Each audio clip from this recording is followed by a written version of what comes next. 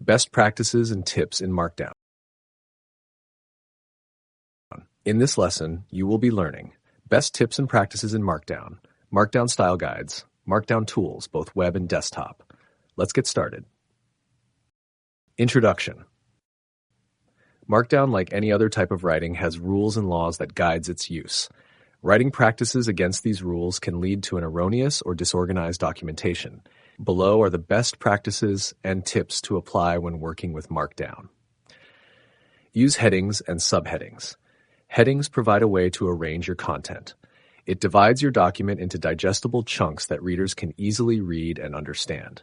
Using headings in Markdown can help anyone reading the document navigate between sections and topics of choice.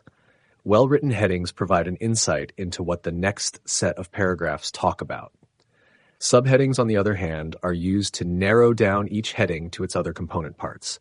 For example, a documentation article on a video editing software named VidEdit will have headings and subheadings as seen in the image. From the headers above, readers can easily navigate between the sections that matter to them.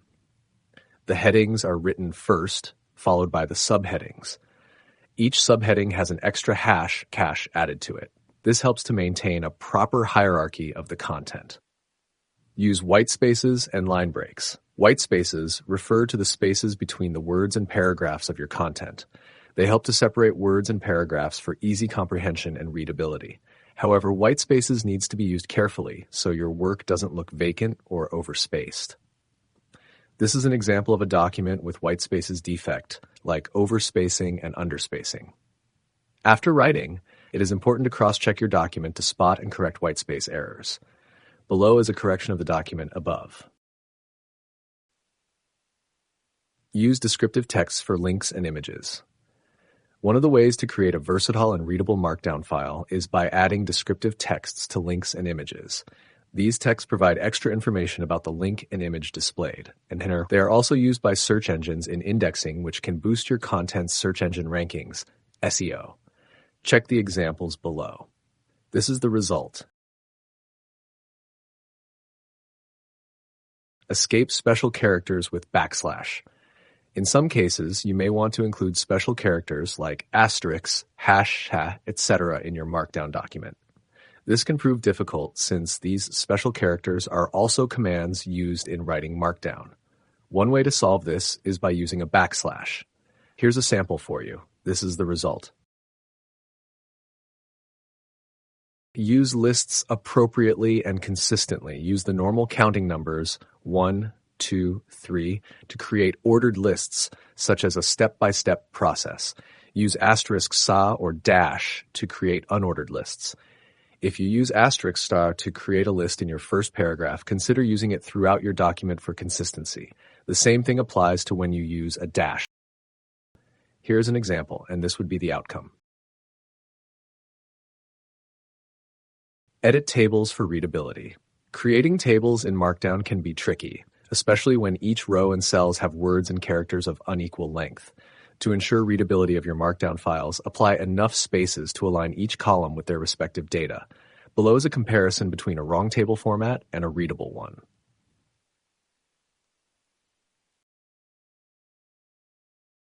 Using backticks for writing code. Markdown allows you to create code snippets using backticks. Its usage can differ based on what you want to achieve.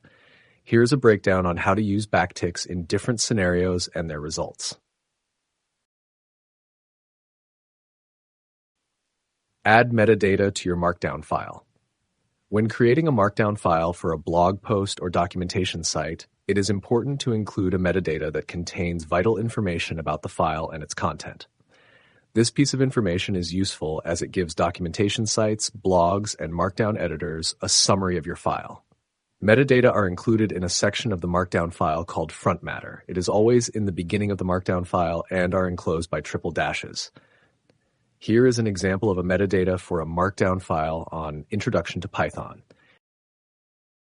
using image as link text. This tip allows you to create a clickable image in Markdown. This image is wrapped around a link which directs users to a new web page when it is clicked. Here is a demo of how to implement it.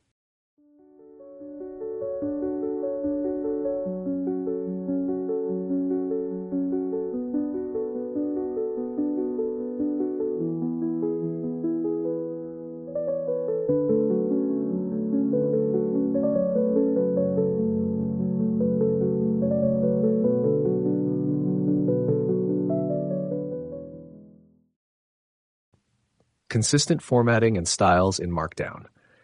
There are different style guides for creating consistent styles in Markdown. Each documentation provides detailed guide on how to ensure consistency in Markdown. Here is a list of some of these guides.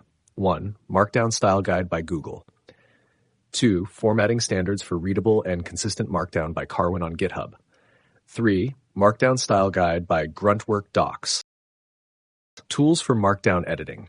There are various tools used for writing and editing Markdown files. Below is a list of the top 5 Markdown editing tools. 1. Dillinger.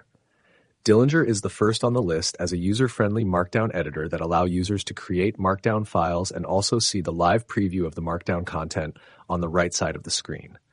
Features.